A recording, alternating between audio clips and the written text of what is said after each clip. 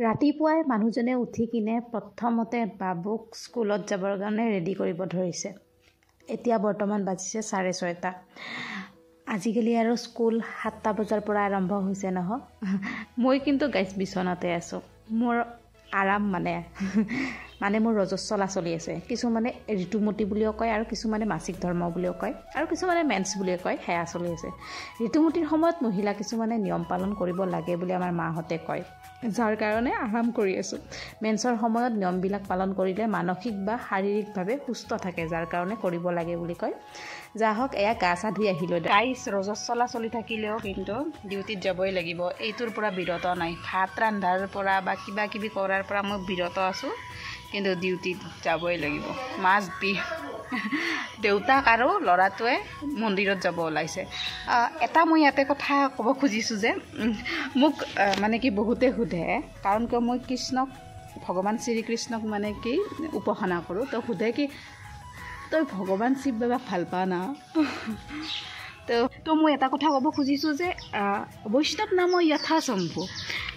বৈষ্ণৱ নাম যথাশম্ভু হৈছে আপোনাৰ এই পৃথিৱীত চবতকৈ ডাঙৰ বৈষ্ণৱজনৰ নামেই হৈছে শংকৰ বা শিৱ।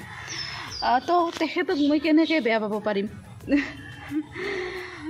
আৰু এদিন মা পাৰ্বতীয়ে শিৱ বাবাই যেতিয়া এই কি বুলি কয় নাম জপ কৰিছিল, তেতিয়া মা পাৰ্বতীয়ে সুধিছিল যে আপুনি কাক ভাবি থাকে? আপুনিতো বহুত শক্তিশালী, জগতত যিমান বিষ আছে সকলো বিষ আপুনি পান কৰি থৈ দিছে জগতখন উদ্ধাৰ কৰিবৰ কাৰণে।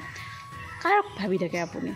তেতিয়া শংকৰ বাবাই কৈছিল যে উমা কহু মে অনুভৱ আপনা, সত হৰি নাম জগত সব সপনা। এই পৃথিৱীত হৰি নামে শ্ৰেষ্ঠ, বাকী সকলো কি সপোন হয়। ভগৱান শিৱ বাবাৰে কৃপাত হৰি ভক্তি হয় আৰু অহংকাৰক দমন কৰিব পৰা ক্ষমতা পোৱা যায়।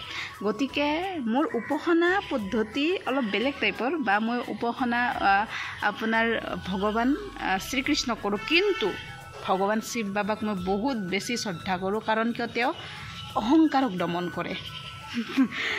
তো আজি সোমবাৰ, যদি মোৰ ৰজস্বলা নচলি নাথাকিল হয় তেতিয়াহ'লে মই মানুহজনৰ লগত গ'লো হয় শিৱ মন্দিৰলৈ, কাৰণ তেখেতে মোক কৈ আছিল কি এদিন যাম দে তোমাৰ লগত।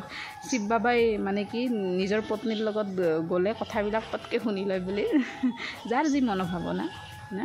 তো মই ভাবিছিলোঁ, কিন্তু আপোনাৰ ৰজস্বলা চলাৰ কাৰণে যোৱা নহ'ল। বহুত বেছি নিজক সেই লাগি আছে, কিবা ভাল ফিল এটা লগা নাই, কিবা এটা বেয়া লাগি আছে। যাই হওক, কি কৰিব গাইজ, উপায় নাই। এতিয়া ডিউটিলৈ যাওঁ, ডিউটিত যাই কাম চাম কৰোঁ দিয়ক, উপায়তো নাই। দেহাটো ইমান ভাল নহয়, আৰু ৰজস্বলা চলি থকাৰ সময়ত, মেন্স চলি থকাৰ সময়ত বহুত বেছি অস্থিৰ হৈ পৰে দেহটো। উপায় নাই। আৰু ইফালে বৰষুণ, আকলে যাব লাগিব। বাবু আৰু দেউতাকে যাব আপোনাৰ মন্দিৰত। তো বলক। আমাৰ ঘৰখন অলপ বিচিত্ৰ। এয়া আমাৰ ল'ৰাৰ টেবুলত দেখিছে নহয়, মা সীতা, তাৰপিছত ভগৱান শ্ৰীৰাম। এয়া আমাৰ ভগৱান শ্ৰীৰামৰ ভক্ত মোৰ ল'ৰাজন, আৰু এয়া মই হৈছোঁ শ্ৰীকৃষ্ণৰ, আৰু মোৰ মানুহজন হৈছে আপোনাৰ শিৱ বাবাৰ। চবফালে গাইজ বোকা আৰু বোকা। তো গাইজ মই আৰু এবাৰ ক'ব খুজিছোঁ যে ভগৱান শংকৰৰ কৃপাৰ অবিহনে না শুদ্ধ জ্ঞান প্ৰাপ্তি হয়, না হৰি ভক্তি। যাহা পৰ কৃপা কৰে মুৰাৰী, সো না পাও মুনি ভগতি হামাৰী। তো উপাসনা মই ভগৱান শ্ৰীকৃষ্ণক কৰোঁ, কিন্তু শ্ৰদ্ধা শিৱ বাবাকো কৰোঁ। শিৱ বাবাৰ কৃপাত শুদ্ধ জ্ঞানৰ উৎপত্তি হয়। শিৱ বাবাৰ কৃপাত অহংকাৰৰ ওপৰত শাসন হয়। অহংকাৰৰ অধিষ্ঠিত দেৱতা শংকৰ বাবা। গতিকে মই ভক্তি নকৰাৰ কোনো প্ৰশ্নই নুঠে। আৰু ফাইনেলি গাইজ আহি পালোঁ ডিউটিত। Today I will have to handle this section Elon. এজন ভাইটি আছে, সেইজন ভাইটি আজি নাহে, তো অকলে চলাব লাগিব। আহি কিনে গালি এটা খাইছোঁ, কাৰণ মোৰ বহুত বেছি দেৰি হৈছে। কি হ'ব কালিৰ পৰা পূৰা পাঞ্চুৱেল হ'ব চেষ্টা কৰিম। পজিটিভ। Eternity later. আৰু গাইজ এতিয়া বাজিছে 8:30। আজি মাত আহিছিল, তো ক্লিয়াৰ কৰাত বহুত সময় লাগি গ'ল।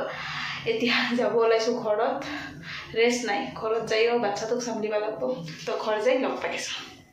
মেন্স চলি থকাৰ সময়ত এষ্ট্ৰজেন আৰু প্ৰজেষ্টেৰন নামৰ হৰম'ন দুটাৰ কাৰণে আপোনাৰ খঙৰ উৎপত্তি বেছি হোৱা দেখা পোৱা যায়। এয়া চাওকচোন, মোৰ মানুহজন আহিয়ে পোৱা নাই, 8:30 বাজি গ'ল, মোৰ এতিয়া খং উঠি আছে। প্ৰায় 20 মিনিটমান পিছত আহি পাইছে, জব প্ৰকট হৈছে মোৰ মানুহ।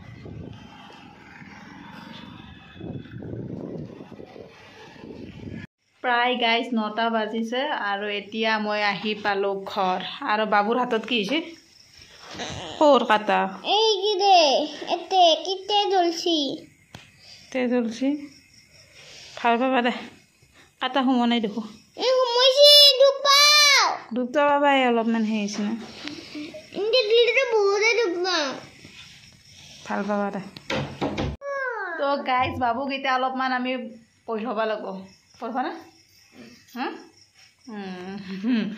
তো আজিৰ ভিডিঅ'টো ইমানখিনিয়ে। বাবু বাবু শিৱ তাণ্ডৱটো গাই দিয়াচোন। শিৱ তাণ্ডৱ জটা जटातवीगलज्जलः प्रवाहपावितच्छले गले बलं बलम्बितं भुजङ्गतुङ्गमालिकं दमद्दमद्दमद्दमन्निनान्वत दमर्वयं चकारसन्तताण्डवः तुनः तुनः शिवा शिवम् ॐ नमो पार्वते फते हार हार महादेव शम्भु। तो आजिলৈ আহিছোঁ, नमस्कार। सर्वे भवन्तु, सर्वे सन्तु, सर्वे भद्राणि पश्यन्तु, मा कश्चित् दुःखभाग् भवेत्। আহিছোঁ।